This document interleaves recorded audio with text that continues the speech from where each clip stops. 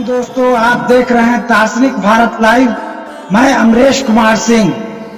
आज हम आए हुए हैं पटना शहर के तख्त श्री हरि मंदिर पटना साहिब गुरुद्वारा, जिसे गुरु का द्वार के नाम से जाना जाता है। और इस जगह को आप गुरु गोविंद सिंह के घर के रूप में भी जान सकते हैं, क्योंकि 22 दिसंबर 1666 ईस्वी को गुरु गोविंद सिंह का जन्म इसी स्थान पर हुआ था। तो आइए इस पवित्र स्थल पर जाने से पहले इससे संबंधित ऐतिहासिक जानकारी की ओर ले चलता हूं। यह जगह गुरु गोविंद सिंह का जन्म स्थली है, जिनके पिता तेग बहादुर सिंह हुआ करते थे और इनके प्रथम गुरु गुरु नानक देव जी महाराज हुए, जिन्होंने सिख पंथ का नींव रखा। सिख पंथ के 9वें गुरु तेग बहादुर सिंह, जिनका कि 24 नवंबर 1675 ईस्वी को देश की राजधानी दिल्ली में उस समय के तत्कालीन शासक मुस्लिम शासक औरंगजेब ने फांसी की सजा दी थी, फांसी पे लटकाया था। गुरु तेग बहादुर जी अपने अंतिम क्षणों तक अपने देश के हिफाजत के लिए अपने राष्ट्र के नाम को, अपने राष्ट्रीयता को दर्शाते हुए फांसी के तख्त पर चढ़ गए, पर उन मुसलमानों का गुलामी कभी कबूल नहीं किया। गुरु तेग बहादुर जी का जिस समय फांसी का फरमान जारी किया गया था, उस समय गुरु गोविंद सिंह जी की उम्र मात्र 9 वर्ष की थी। अपने पिता के गुजरने के बाद इस पंथ के 10वें गुरु के रूप में गुरु गोविंद सिंह ने इनके विरासत को संभाला। गुरु गोविंद सिंह जीवन पर्यंत मुस्लिम शासकों से युद्ध लड़ते रहे, क्योंकि मुस्लिम शासक यह कभी नहीं चाहता था कि ये लोग हिंदू धर्म का प्रचार करें और इस देश में हिंदू सनातन परंपरा का प्रचार हो। इसलिए औरंगजेब का सेनापति वाजिर खान ने गुरु गोविंद सिंह के 2 पुत्रों को दीवार में चुनवा दिया और तत्पश्चात उनकी मां को हवेली से बाहर फेंक दिया गया। ऐसे महापुरुष, जिन्होंने अपने शरीर का एक एक कतरा भारत देश हिंदू के निर्माण के लिए और भारत देश को स्वतंत्रता के लिए सब कुछ न्यौछावर किया है, अपने शरीर का एक एक कतरा खून इस मिट्टी में प्रवाहित किया है, ऐसे महापुरुष के घर का दर्शन करने के लिए हम लोग आए हुए हैं। तो आइए तख्त श्री हरि मंदिर का दर्शन आपको कराते हैं।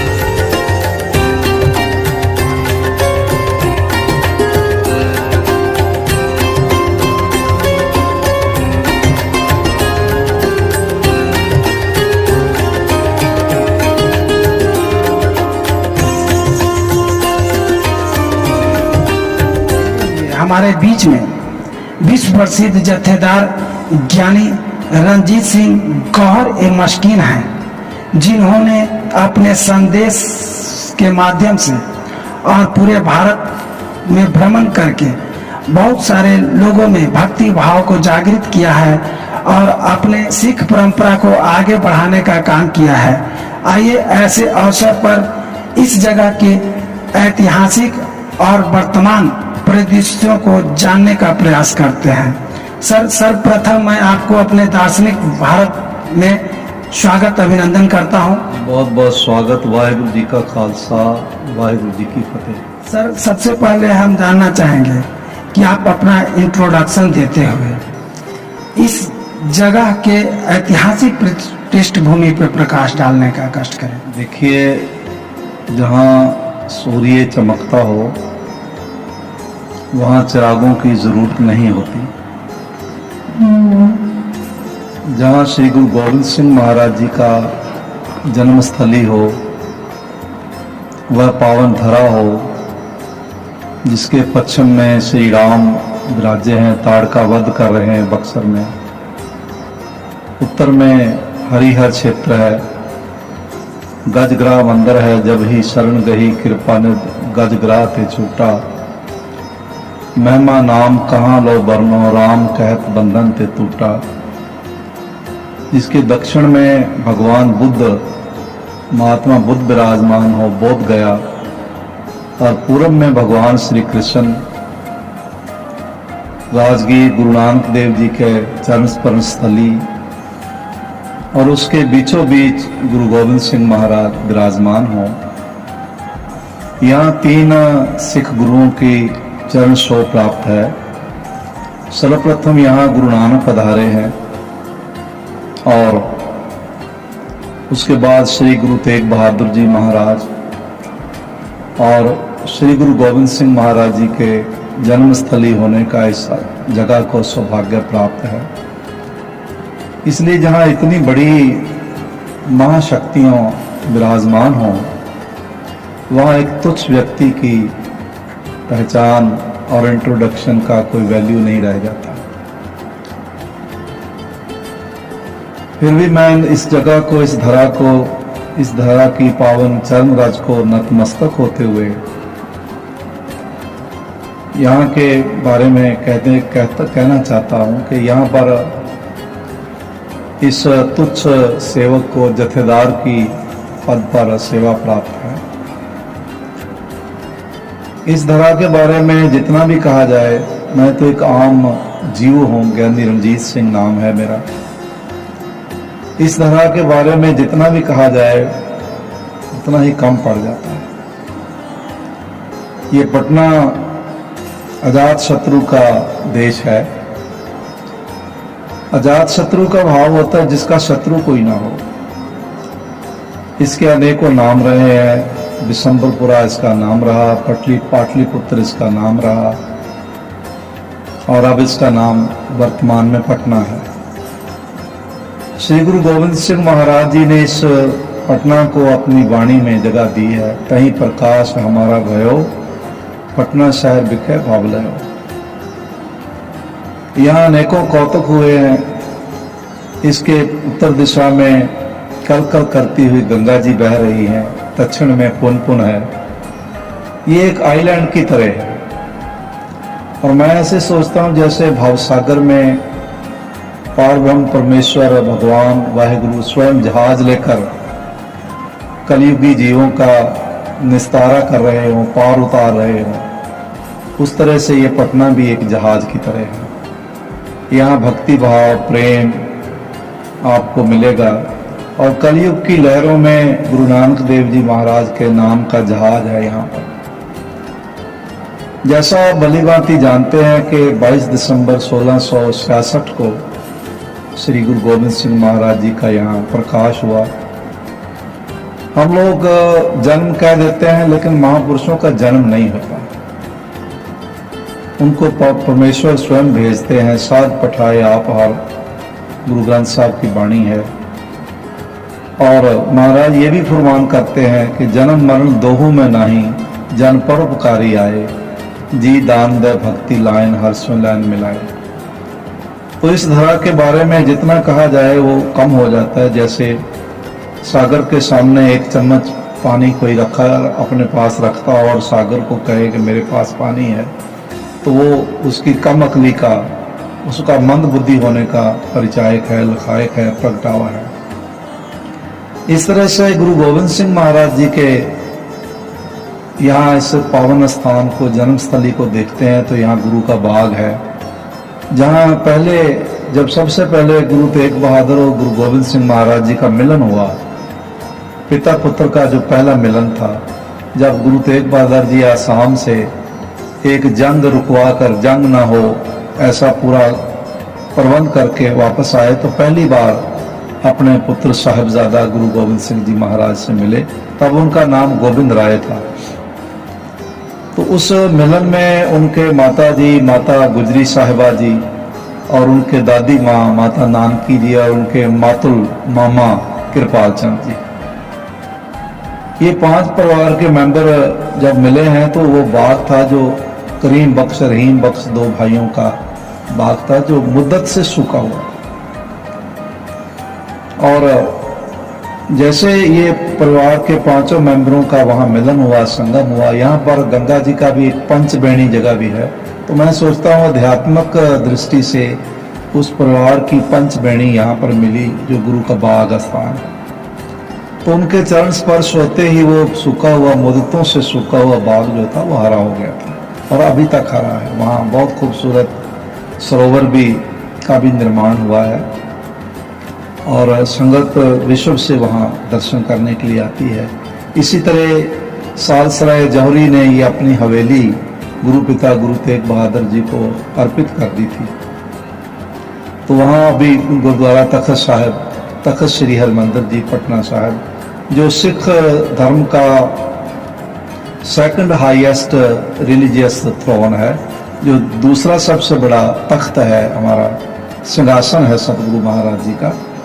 इसी तरह गुरु का बाग के बाद गुरुद्वारा गऊ घाट है, जहाँ भगत जैतमल जी गुरु नानक से मिले तो उन्होंने कहा कि महाराज मेरा शरीर बड़ा बुजुर्ग है, बड़ी उम्र का हो गया हूँ, तो मैं अब देह त्यागना चाहता हूँ आपके चरणों पर सिर रख के। तो गुरु नानक बोले कि अभी नहीं, अभी आपका जीवन काल बाकी है। अब जब 9वें जन्म में हम आएंगे तो हमारा नाम श्री तेग बहादुर होगा, तब आप अपना देह त्यागना। तो उन्होंने कहा महाराज मैं इतना कमज़ोर शरीर है, जर्जर शरीर है मेरा, मैं गंगा जी पर स्नान करने भी नहीं जा पाता। तो गुरु नानक कहने लगे कोई इतनी सी बात के लिए शरीर त्याग रहे हो, मैं गंगा जी को हम कह देते हैं, वो आकर आपका स्नान यहीं पर करा जाया करेंगे। तो लगभग 2500 किलोमीटर गंगा जी का प्रवाह है, गंगोत्री से लेके हुगली तक, जहाँ सागर में लीन होते हैं। तो ये पहली ही जगह है पटना साहिब जहाँ गंगा जी स्वयं आके गुरु नानक के उस महान सेवक का स्नान रोज गौ गाय के रूप में आकर स्नान करवाते हैं। तो इस तरह से ये अद्भुत है। यहाँ सूखा हुआ बाग भी महाराज की कृपा से हरा हुआ और अनेकों ही ऐसी गाथाएं हैं।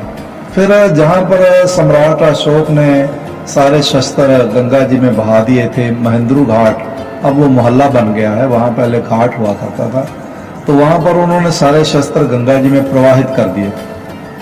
तो जब से देश निशस्त्र हुआ तब से गुलामी बढ़ने लगी, तो आखिर में देश मुकम्मल रूप से गुलाम पाया गया।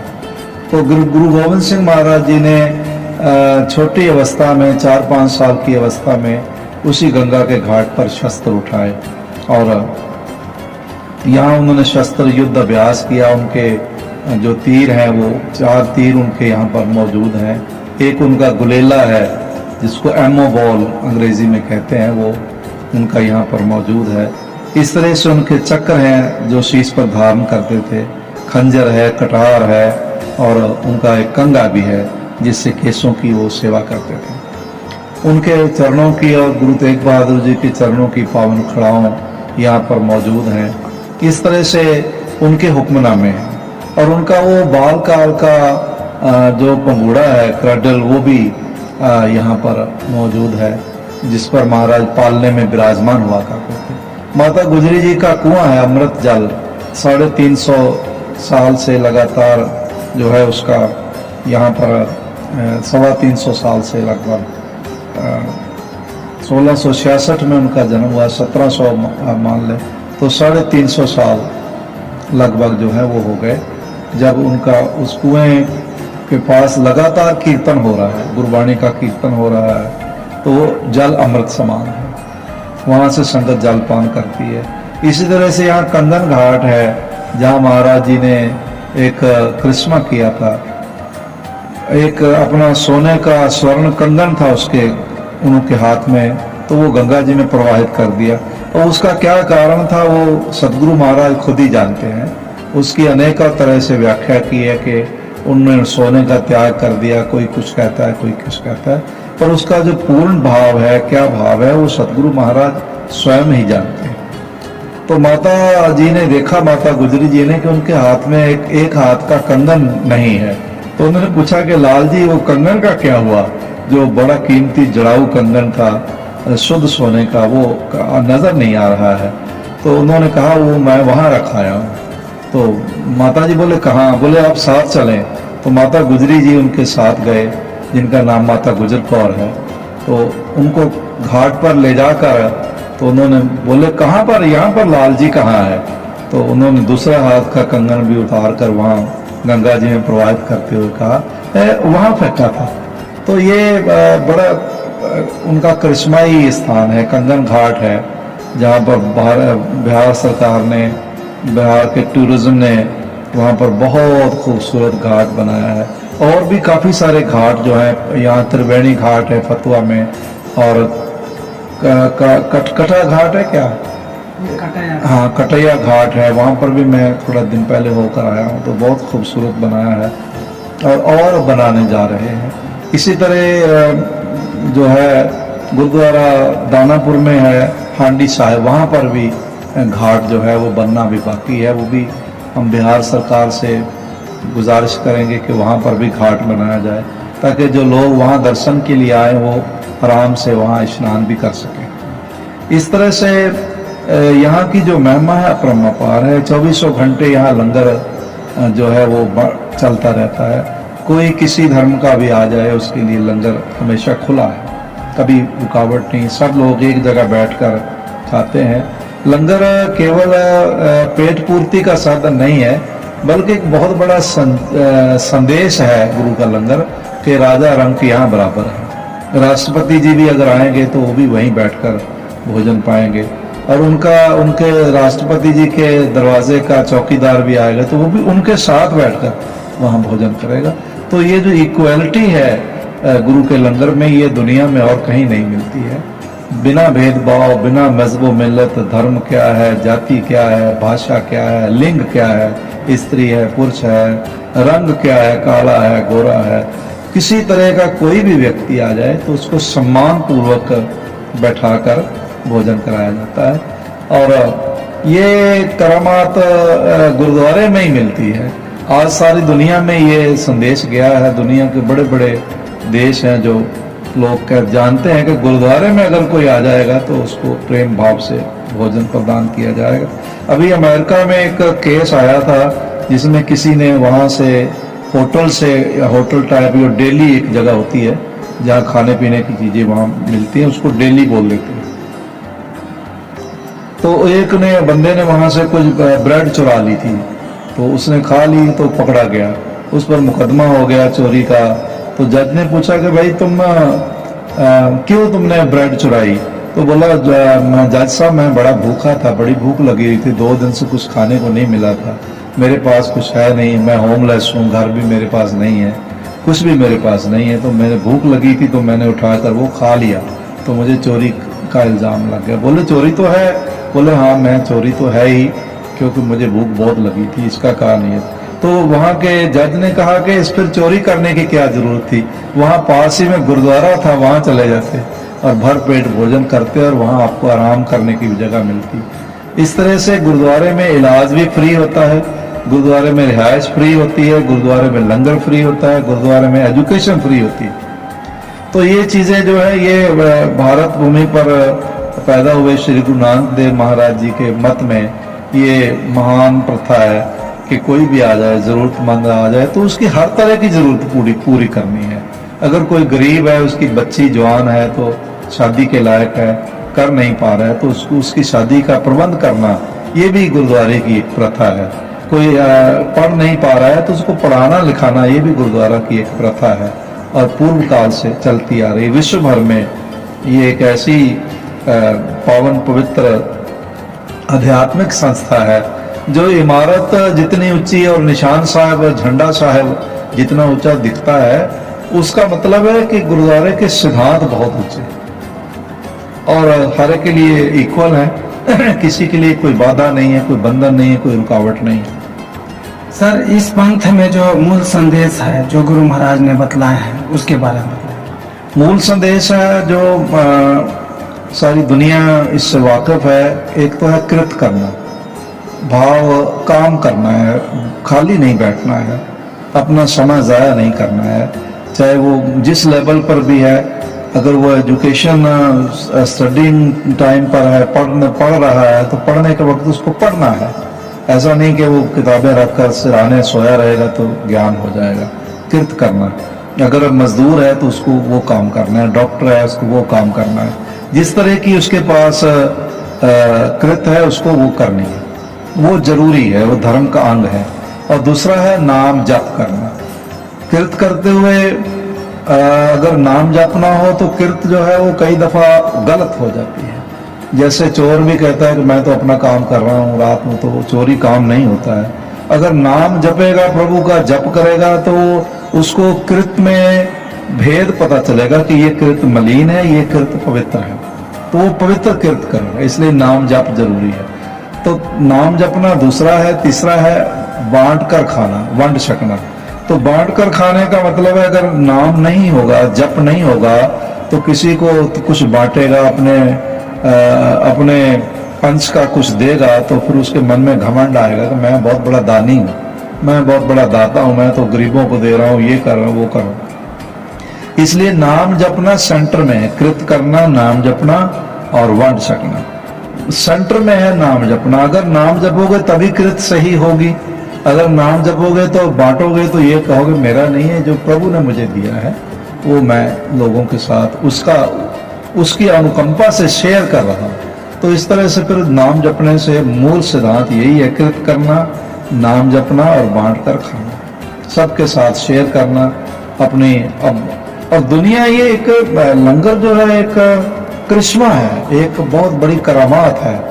दुनिया हैरान है कि इतना आता कहाँ से है और उसका कोई मतलब कोई रुकावट ही नहीं है। बड़ी सरलता से, जैसे गंगा जी में जल आ रहा है और कोई लेकर नहीं आ रहा है, उसमें कोई प्रवाहित कर रहा है तब वो हो रहा है, वो खुद ब खुद बहता ही चला जा रहा है, बहता ही चला जा रहा है, बहता ही चला जाएगा युगों युगों तक, अनंत काल तक, अनंत काल से अनंत काल तक। इस तरह से जो लंगर का गुरु नानक के घर में, गुरु गोविंद सिंह जी के घर में, पटना साहिब में और गुरुद्वारा में जो लंगर का प्रवाह है, ये एक करिश्मा है।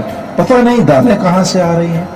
मैं जब भी जाता हूँ तो हमारा जो गोडाउन है जहाँ हम चीज़ें रखते हैं वो भरा हुआ ही होता है। ना तो उसमें आटा कभी कम होता है एक बोरी, ना कभी उसमें दाल कम होती है, ना चावल कम होते हैं। और घी, देसी घी के कनस्तरों के अंबार लगे हुए, हजारों कनस्तर देसी घी के पड़े। कहाँ से आ रहा है, ना मैंने आता हुआ कभी देखा है, किधर से आता है, कौन लेकर आता है। तो मैं तो ये सोचता हूँ कि ये गुरु नानक की दरगाह से ही सारा प्रवाहित हो रहा है और बरस रहा है। बड़ी ताज्जुब की बात है। बनाने वाले कहाँ से आ रहे हैं, बांटने वाले कहाँ से आ रहे हैं, खाने वाले कहाँ से आ रहे हैं। ये कोई ऐसा करिश्मा है कि इसको देखकर ही आदमी आनंदित हो जाता है। एक तो है पेट भरता है, हम उस हिसाब से देखते हैं, लेकिन असल में ये एक आनंदित कर देने वाला करिश्मा है जो प्रभु के दरगाह से, प्रभु के सचखंड धाम से जो है प्रवाहित हो रहा है। बड़ी ताज्जुब की बात है कि आ कहाँ से रहा है, बन कैसे रहा है और इतना स्वादिष्ट कैसे बन रहा है। तो ये सब चीज़ें जो है गुरु नानक के घर में, पटना साहब में तो इसका बहुत बड़ा है। पीछे जब 350 साल हुआ गुरु गोविंद सिंह का मनाया गया था, तो बिहार के हमारे सम्माननीय मुख्यमंत्री हैं बड़े धार्मिक प्रवृत्ति के मुख्यमंत्री हैं नीतीश कुमार जी। उन्होंने बहुत ज़्यादा रुचि दिखाई और बड़ा पूरा प्रबंध किया और बहुत सारा पैसा जो था वो जो उनका हिसाब है जिस तरह से सरकारें करती हैं उन्होंने किया। जगह जगह टेंट सिटी का निर्माण हुआ और लाखों लाखों की संख्या में लोग यहाँ पहुंचे। यहाँ भारत के कोने कोने से श्रद्धालु लोग आते हैं, तो आखिर उनका मैनेज किस तरह से किया जाता है, उसके प्रबंध के बारे में थोड़ा ये भी जो है एक आनंद देने वाली चीज आपने कही है मानव, कि ये मैं तो ये सोचता हूँ कि ये श्री गुरु गोविंद सिंह महाराज जी स्वयं ही कर रहे हैं। वैसे भी आप कहीं जाते हैं, किसी के अपने रिश्तेदारी में जाते हैं तो वो आपका खुद सम्मान करते हैं। आपके यहाँ कोई रिश्तेदार आता है, आपके गांव से कोई आता है तो आप खुद उसको गले लगाते हैं, मिलते हैं। इसलिए मैं सोचता हूँ वो चाहे हमारे प्रबंधक कमेटी है तख्त पटना साहिब में जो प्रबंध को देखती है, उसमें हमारे अच्छे मेंबर साहिबान हैं, अच्छे पदाधिकारी हैं, लेकिन बावजूद इसके मैं सोचता हूँ कि बहुत बार वो होते ही नहीं है, बाहर अंदर गए होते हैं। तो ये एक अद्भुत करिश्मा है कि मैं ये महसूस करता हूँ कि हर आने वाले यात्री को स्वयं श्री गुरु गोविंद सिंह जी महाराज अपने गले से लगाकर उनका आने वालों का सम्मान करते हैं। सम्मान पूर्वक उन्हें रिहाइश दी जाती है, फिर बड़ी बड़ी रिहाइशों का निर्माण हो रहा है। आज पहले क्या था वो मुझे, आपको भी मालूम है, मुझे भी मालूम है, मैं यहाँ बचपन से यहाँ पर जुड़ा हुआ। जब स्कूल में से तो घर में कोई बात हो जाती थी तो हम जैसे बच्चे बचपन में करते हैं, रूठ जाते हैं तो घर से भाग जाते हैं, तो मैं 3-4 दफा घर से भागकर यहीं आता था। तो फिर यहीं घर वाले आकर पकड़ लेते थे, उनको पता था और कहीं नहीं गया होगा, पटना साहिब गया। तो बचपन से यहाँ देखते हैं, पहले इतना प्रबंध नहीं था।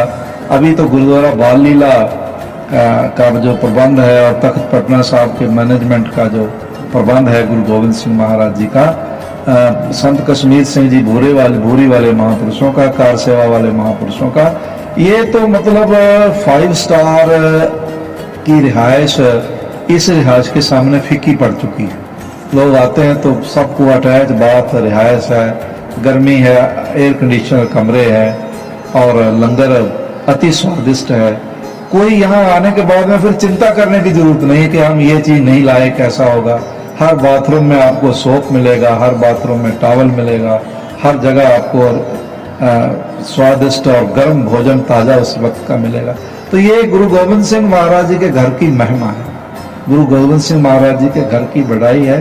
बिहार को देखता हूं तो मेरे ख्याल से बिहार जो इस प्रांत का मगध का नाम पड़ा, वो महात्मा बुद्ध यहाँ भ्रमण करते थे, बौद्ध विहार, तो उसके उस वजह से इसका नाम बिहार पड़ा। तो मैं सोचता हूँ उनके वजह से नाम बिहार है इस प्रांत का, पर गुरु गोविंद सिंह महाराज की जन्मस्थली होने के वजह से इसका नाम केवल बिहार नहीं है बल्कि इसका नाम प्यार है। यहाँ जो लोग मिलते हैं, बड़े गांव देहात से लोग, इधर से कटिहार से, किशनगंज से, मुजफ्फरपुर से, भागलपुर से, कहलगांव से जो यहाँ लोग आते हैं, फतवा से हमारे स्वामी मुनि ब्रजेश जी हैं जो कबीर मठ के फतवा के गद्दी नशीन हैं। और वहाँ पर भी गुरु नानक का एक कुआं है जो जहाँ पर कबीर जी और गुरु नानक जी बैठे हैं। ज्ञानी ज्ञान सिंह जी ने ये सिख इतिहास में जिक्र भी इसका किया है। जब गुरु नानक यहाँ पर पहुंचे हैं तो फिर आकर यहाँ उनके जी से मुलाकात हुई है, तो यहाँ बैठकर गुरु नानक को दर्शन दीना, दोनों मिल परमार्थ कीना, बीजक में भी इसका जिक्र है। तो इस तरह से यहाँ की भूमि का कोई मुकाबला नहीं है। जितनी ये पावन है, जितनी ये पवित्र है, जितने यहाँ के लोग परोपकारी और दयालु हैं। बिहार की तस्वीर अगर देखनी हो तो आप गांव में आकर देखें, पटना साहिब में आकर देखें। बाहर के लोग तो बहुत सारी कुछ बातें ऐसी कर देते हैं जो उनको समझ ना होने की वजह से कर देते हैं। बिहार का दूसरा नाम प्यार है और ये प्यार की जो महान विभूति है ये गुरु नानक गुरु गोविंद सिंह जी ने यहाँ पर प्रकट की है। जैसे राजगीर है, शीतल कुंड है, 22 जल कुंड है, जो बाकी के 21 गर्म है और जहाँ गुरु नानक बैठे हैं वो ठंडा है। उसका नाम शीतल कुंड है। यहाँ आकर आप जप करेंगे, यहाँ बैठेंगे तो आप समाधि लीन हो जाए, आपका हृदय मन जो है वो शांत हो जाएगा। कुछ लोग हैं जो यहाँ पर होते हैं, करते रहते हैं, लेकिन जैसे गुलाब के साथ कांटे भी होते हैं, कुछ लोग इस तरह के भी होते हैं। दोस्तों, अभी आपने लंबी वार्ता विश्व प्रसिद्ध जत्थेदार ज्ञानी रंजीत सिंह से सुना, और यह जो पावन धरती है और यह जो हमारे खालसा पंथ के प्रवर्तक गुरु गोविंद सिंह हैं, जिन्होंने मुस्लिम शासक के खिलाफ जो आंदोलन छेड़ा और उनकी लड़ाई 1-2 दशक नहीं 5 दशक 6 दशक तक लगातार चलती रही। ऐसे महान पंथ के उपासक के समक्ष हम लोग हैं, और आइए इस तरह से आगे और विशेष दिखाने का प्रयास करते हैं। फिलहाल जय हिंद।